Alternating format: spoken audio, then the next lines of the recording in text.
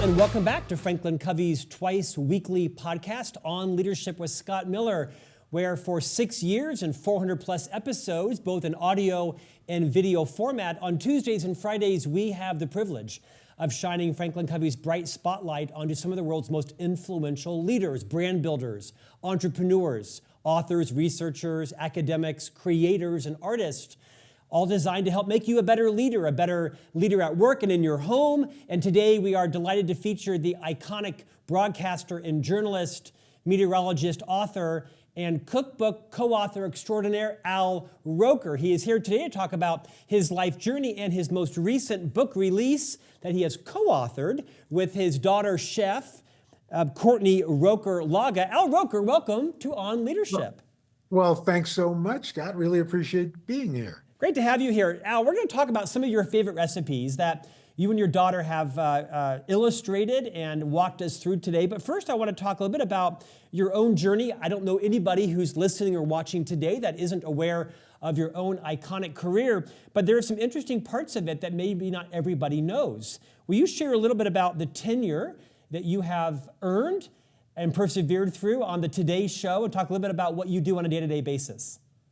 Well, yeah, I've been doing the Today Show full time since 1996. I've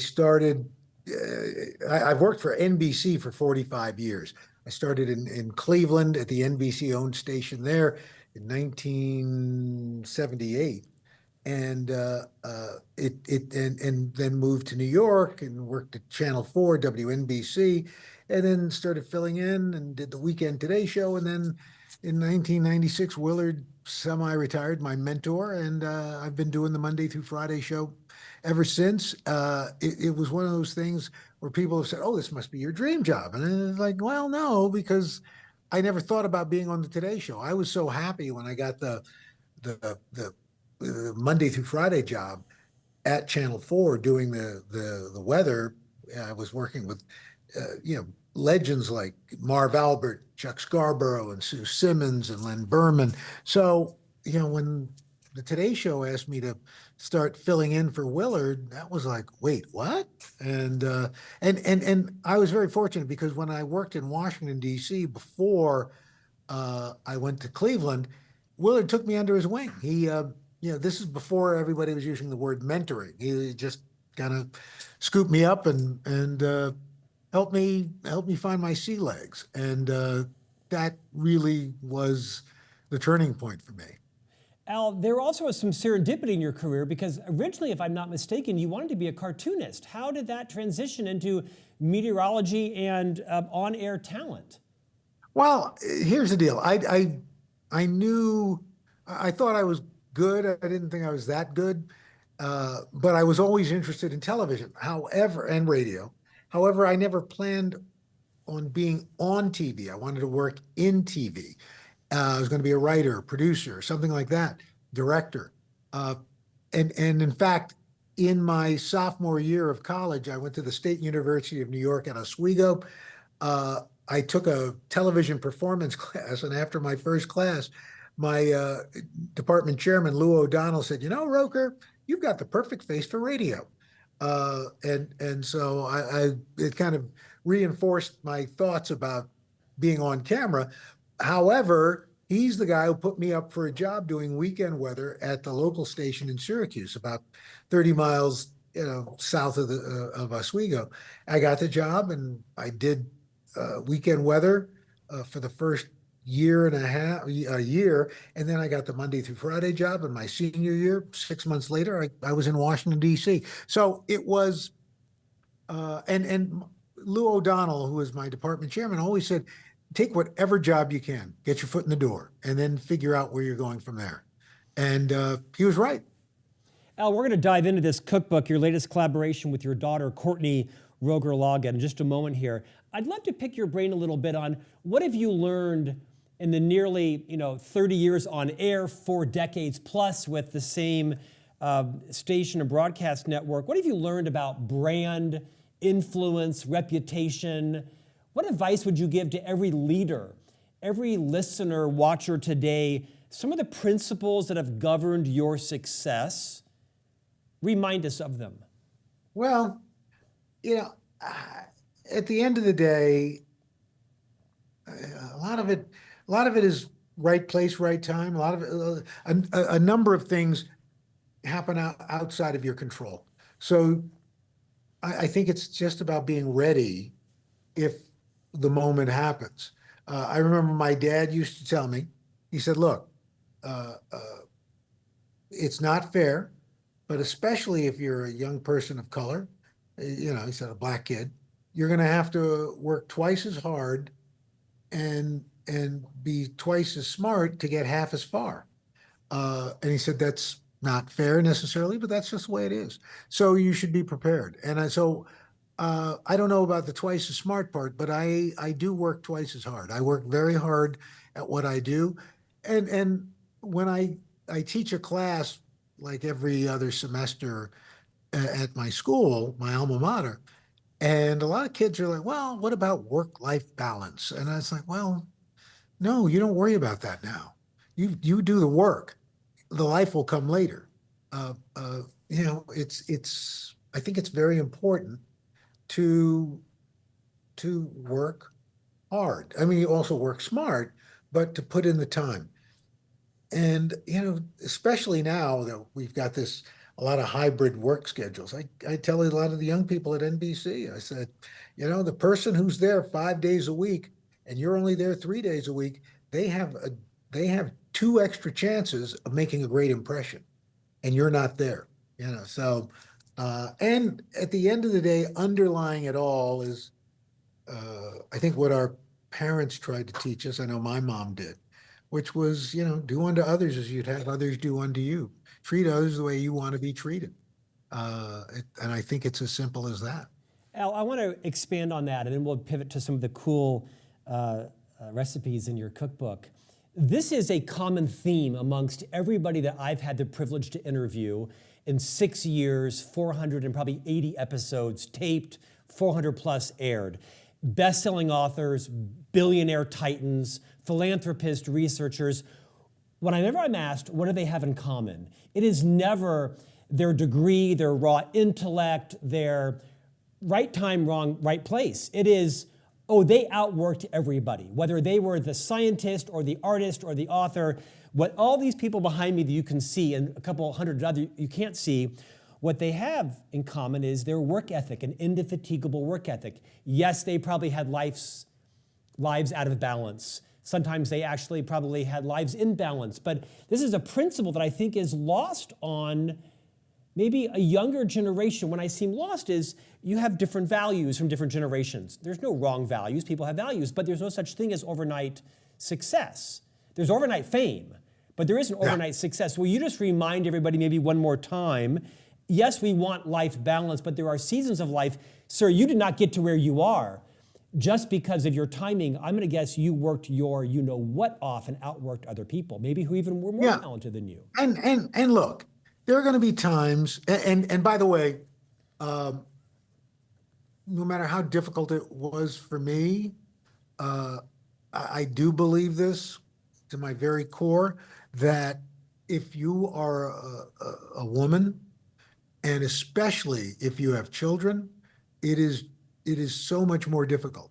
The end of the day, I like to think that I was a very involved dad, but no matter what I did, it still paled in comparison to what my wife, Deborah Roberts, the kids. I mean, it was one of those things where you try to be there, you try to be present, but it's not always going to work. I'll never forget Courtney, who I wrote the book with, was 3 years old. And there was a period where the Weekend Today show was originating out of Washington, D.C. So every Saturday I'd have to get in a car, drive to, we lived in Westchester, drive to LaGuardia, fly, spend the night, and then fly back on Sunday after the show. And one Saturday, the car was the driver was in the driveway waiting for me. And Courtney said, "Oh, Daddy, please play with me." And I said, "Oh, sweetie, I can't. I've got to go on this trip. But I'm going to be back tomorrow and I'm going to play with you all day." He said, "But Daddy, I need you now." and those eyes, the big eyes, like those velvet paintings of the kids with the big eyes, and it's like the Japanese anime, and you're like, sweetie, could you just maybe dig out daddy's heart with a spoon and just chop it up, maybe put a little toast, slide it under the broiler, and then let daddy eat that? And it was like so painful. Uh, so yeah, you're not always gonna get it right, but later on, those times will be there. Now look, if you make a habit of that, I think your family's going to suffer. But I can honestly say, when my children, until they went to college, I never missed a birthday. Now I was very fortunate, uh, but um, uh, it's tough. If this, and especially now, as business has changed. Yeah, listen, I never thought that I would work longer for my network than my dad worked for the Transit Authority. And those days are fast coming to an end, unfortunately. So if you want to make sure you are a value added asset to your company, I think you've got to look what differentiates you from the person next to you. Well said. Let's talk about your current collaboration with your daughter, Courtney Roker Laga. You've written a book, Al Roker's Recipes to Live By, Easy Memory-Making Family Dishes for Every Occasion.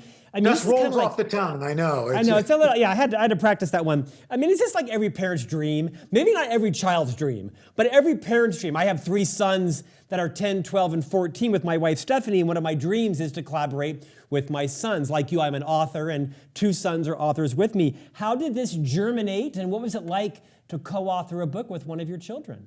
Well, during the pandemic, my son and I, Nick, and Nick's got some special needs. He's neurodivergent, and during the pandemic, we were cooking together, doing a little segment on Instagram called "What We're Cooking." And Courtney said, Dad, a lot of people are responding to this, and a lot of people want to know when you're coming out with a cookbook. We should do a cookbook. And I said, no way. Like, that's the last thing I want to do, because it is a recipe for it. It could go either way. It's either going to be a spectacular experience, or it's going to be worse than the Hindenburg. I'd written a cookbook 30 years ago, 2 cookbooks, and it's a lot of work. But she kept kind of after me, and finally I said, you know what, I'll do it. But here's the deal: it's got to be like a family cookbook, family recipes, and you're going to have to do the recipes. And fortunately, she's worked at Michelin. She's been a chef at Michelin-starred restaurants. She's worked in catering. She's worked in recipe development. And so I said, the problem for you is going to be a lot of these recipes that your grandmother, my grandmother, Deborah's mom, some friends and family, they're not written down.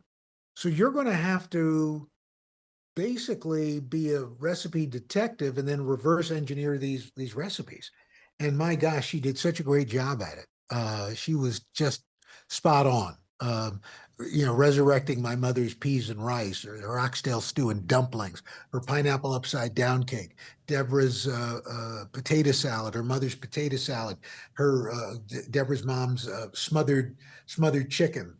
You just got on the cover of the book. It's my brother's shrimp wrapped, bacon wrapped shrimp. So it was one of these things that every recipe has some meaning to our family and our extended family.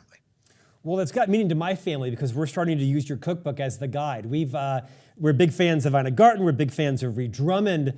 But your cookbook, Shortbread Banana Pudding, good grief. Blood Orange Aperol Spritz, amen.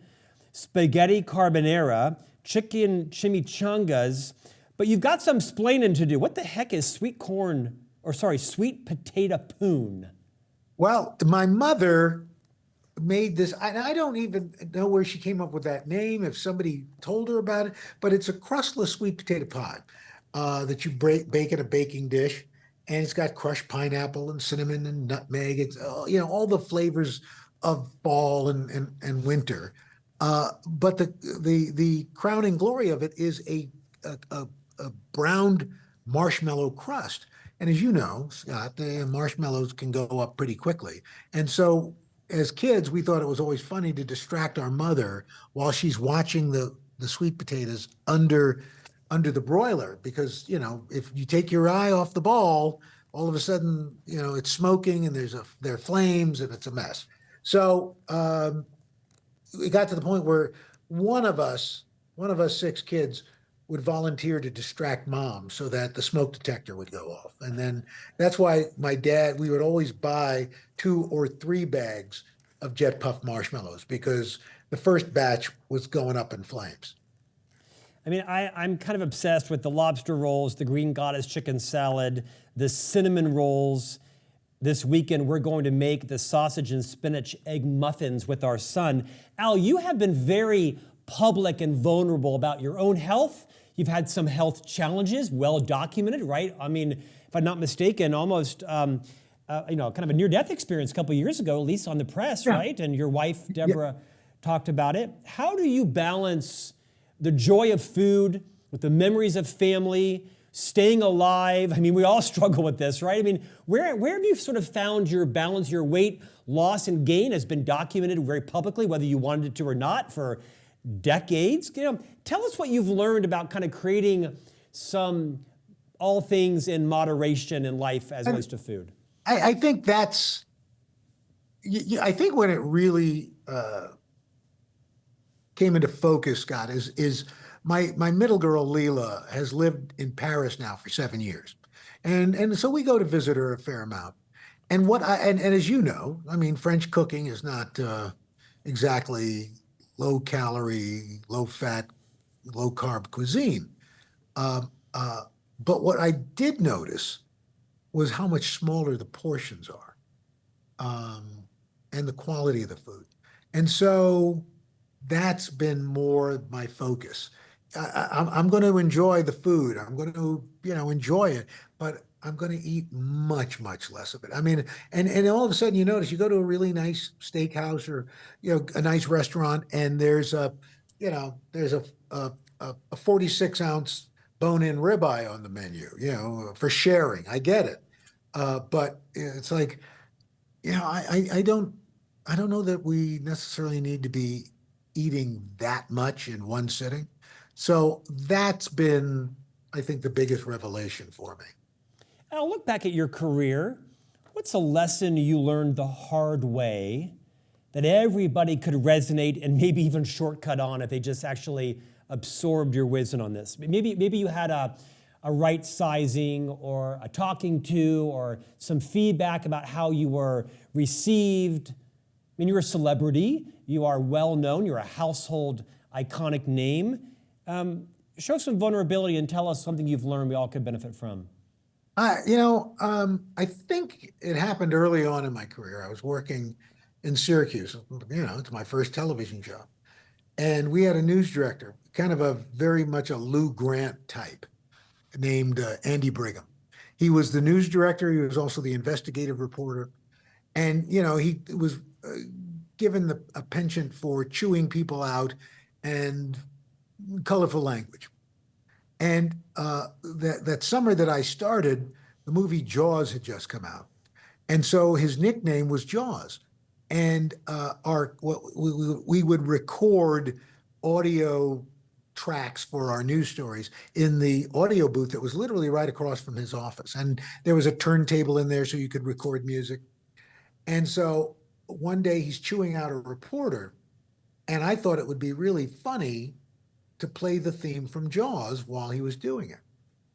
And, it's just the theme is really going now. And his door flies open and he says, "Who the blank is playing that music?" And I give my newsroom denizens, 2 thumbs up for being able to simultaneously point at me and disappear. And he lights into me, and I'm 19 years old, and I started to cry. And he's like, "Oh, Okay, come on, babe, come on.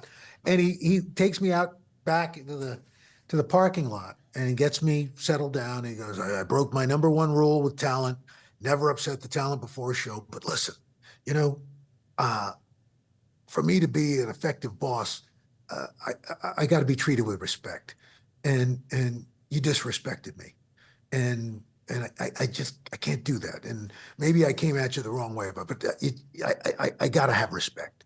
I got to know that people respect. I said, and I do, Andy, and I'm sorry, and I apologize. And so the two things I learned was you got to treat people with respect.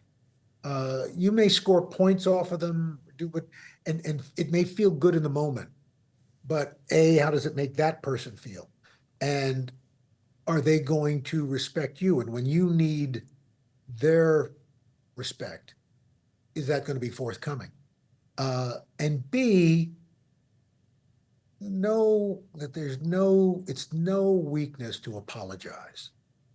You know, saying you're sorry is really, I think, a sign of strength. I agree. I agree. I'll never forget. I was in seventh grade, and I remember my report card came home, and I got like a 65 in math, and I knew I didn't have a 60. I just knew it. And my father was so upset, and he said, "I'm going I'm going down to that parent-teacher meeting." And all right. Anyway, he comes back. Turns out the teacher had written the wrong grade. It was the kid next alphabetically just ahead of me, and I had like an 87, which is about where I would be. And I remember my father saying, "You know what? I talked to Mrs. Fryer, and she said that, and you know, I'm sorry, I didn't believe you." And it was like, "Ooh, my dad's apologizing. Ooh, wow." And it was very empowering, you know, that my first authority figure said he was sorry, and it meant the world to me.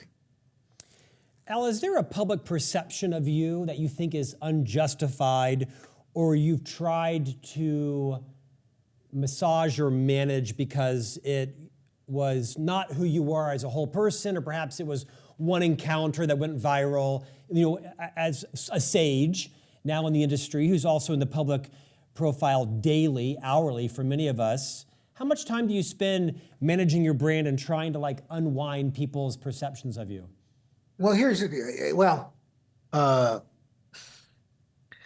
and I'll probably take some heat for this, but I, you know, for a company or an entity, I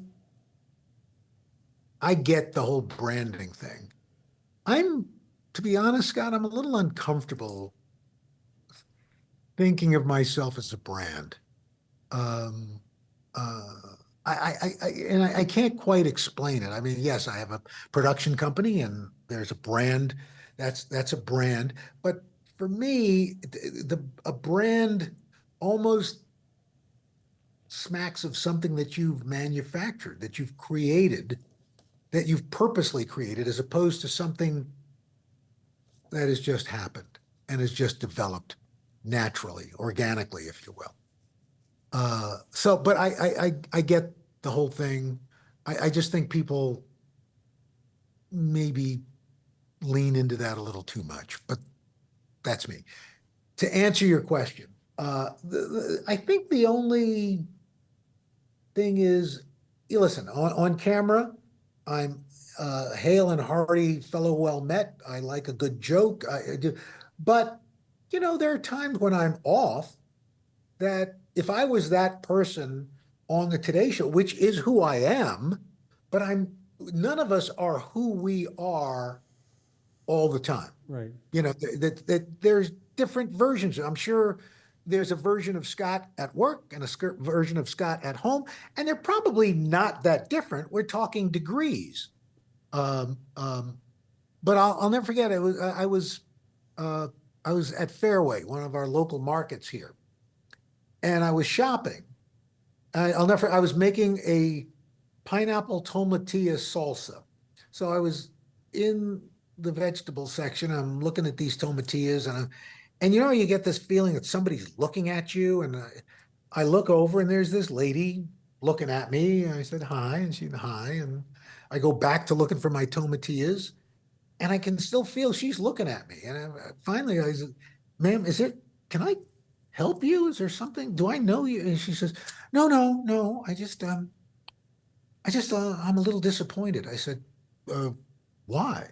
She goes, "Well, I just thought you'd be funnier in person." "Uh, Looking for tomatillas. Give me a break. There's nothing inherently funny about that." And even Deborah's family, she's a couple of her sisters came. Does Al not like us? And she said, "No, he loves it. Why?" He goes, "Well, he seems kind of subdued. He like seems a little different than he is on TV." Well, yes, I am. I'm not cracking jokes all the time. If the moment strikes, yeah. But so that's probably, and truth be told, believe it or not, and this is not, whatever. I am actually a relatively shy person. Um, as I said, I wasn't planning to be on television. And look, I like people, but I would prefer a dinner with two or three couples that we know, as opposed to going to a big cocktail party. Yeah. Yeah. I can relate. So, I think there are many of us of our generation that are introverts masquerading as extroverts because somewhere in our origin story, we assigned success or value or the need to project an extroverted facade or personality to thrive, especially in America, right, versus some yeah. cultures. So I can relate. Al, what's something you learned about your daughter that you discovered or uncovered or reinforced in this cookbook collaboration? And I think you will look, Scott. You've obviously done a couple of books with your son, but they're still growing into who they're going to be. There are few things that are as satisfying as realizing your kid is actually really good at what they do. Yes. Yeah. They know what they're talking about. And the moment for me, even before the book, was Courtney came over and we were cooking in the kitchen, and she was chiffonading herbs, this cutting board, but she's not looking down. She's looking at me talking, and so Dad, and I'm looking and I'm thinking there would be at least one digit that was not completely whole if I tried that, and then with this cookbook, not only did she write all the recipes and test the recipes, but she also hired the photographer and she styled every photo that's in that book. Wow. Uh, uh, and so, and did it while she was pregnant with our first grandchild. So, and then, and again, she's very shy. She's shyer than I am. But to watch her as we've been on our book tour, I really marveled at it. It was like she was, and this is not hyperbole, but she was better at it than I was. She was complimenting people on what they were wearing or talking about their hair, and so much so that she was shaking hands and hugging people a little too much that she's just recovering from the flu. Oh my goodness. Al, you are speaking my language. My oldest son, Thatcher Miller, who's named after one of my heroes, Prime Minister Margaret Thatcher, we're co-writing this book, Parenting Mess, to launch success. He's 14. And I was writing a story out, and he read it and he said, "Dad, are we writing a nonfiction book or a fiction book? Because that's not the way this story happened." And so when I see Thatcher, we go to our local radio station or television station, we'll do a lot of press for this book. No one cares about me, right? They all want to talk to Thatcher because they find him so fresh and truthful and relevant. Okay, let's end with this. What did you learn about yourself from collaborating on this cookbook with your daughter? What did you learn, uncover, discover about yourself? Hmm. other than your pride Yeah, in your I learned. daughter? I think uh, the thing I think I'm proudest of about the book, and is that, and the greatest compliment I've gotten, besides the fact that people love the recipes, and that again reflects Courtney's skill set, is that a lot of people have said that the head notes to the recipes, and said it. I can hear your voice when you're saying it, when I'm reading it, and which is what I was trying to do. And you don't know whether you've achieved that until somebody who you don't really know reads it and says, "Oh yeah, yeah, that sounds like you," and and to be able to say that, okay, I can do that, um, is gratifying. Okay, last question. Which recipe should everybody start with because they're going to fall in love with it and buy the cookbook for their friends for the holidays? Well, Scott, I would come at it maybe a different way. I What I'm very proud of in this book is that most of these recipes are, it's kind of like Deadpool, maximum effort. It's like you get maximum taste with a relatively minimal effort for most of them. There are a few in there, like my mother's oxtail stew and dumplings, or Danielle Boulud's short ribs, that you're going to work a little bit at. Well worth it, and you can do it in stages and things like. But one of my two favorite recipes, because they're next to each other in the book, are the pan-seared chicken thighs, which again, I think the chicken thigh is the greatest cut of the chicken. To me, the breast is like, ugh. But so once you master that, you can literally go from that to the smothered chicken with gravy recipe. It's only two or three more steps, and you have something that's luxurious and sumptuous and great over rice or potatoes. Uh, and I think that's there's a no churn mint uh, uh, cookies and cream ice cream recipe in there. That's pretty simple, uh, and that was the goal. This is not, you know, a fancy cookbook. You're not going to have a lot of, each recipe is not going to take a ton of ingredients. Uh, uh, and that was the goal, to make it accessible, to make it fun, and to get people to cook together for their own memories. Al, it's excellent. I'm not sure which one I should start with next. The roasted Brussels sprouts. The photography is remarkable in this book. Al, Thank what's you. next for you? There's some changes going on. The Today Show, Hoda is departing. That's been well documented. You're at like 160 years there or something. At some point, you've got to transition. I'm not encouraging that. What's next for you, sir? Scott, to be perfectly honest, I have no idea. I have kind of bumbled through life without a plan. I mean, that's really been part of my my world, is that I yeah, I like to be able to accept things as they come. And here's the deal. I do say yes, but I say no more, because once I say no, if you say no to the things that are, whatever, that you don't have to do, but you feel like, oh, maybe I should. And when you say no more, that gives you more time to say yes. That allows you the opportunity to say yes. Perfect case in point. My agent had called and said, this was a few years ago, a number of years ago. Hey, I got a call from the producers of the musical Waitress, and they wanted to know if you'd like to be considered for the role of Old Joe. Well, that's a little bit of a blow to the ego when you're going to be playing a character named Old Joe. Uh, but once you get past that, I was like, it's a musical. And they said, well, why don't you come in and see it?